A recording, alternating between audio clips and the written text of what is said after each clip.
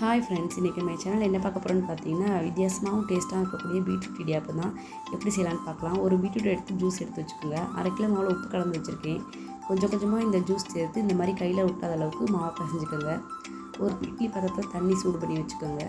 இடியாப்பம் ஆச்சில் இப்போ மாவை போட்டு செஞ்சிங்கன்னா ரொம்பவே சூப்பராக ஒரு இந்த மாதிரி புளியும்போது பாருங்கள், பார்த்தாலே உங்களுக்கு தெரியும். ரொம்பவே சாஃப்டாக இருக்கும் இந்த இடியாப்பம்.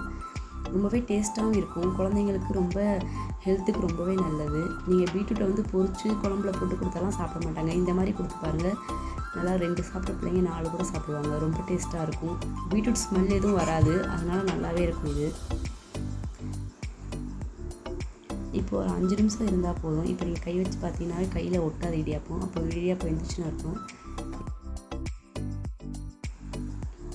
பார்த்தீங்கன்னா தெரியும் எவ்வளோ சாஃப்டாக இருக்குதுன்னு பாருங்கள், உங்களுக்கே தெரியும்.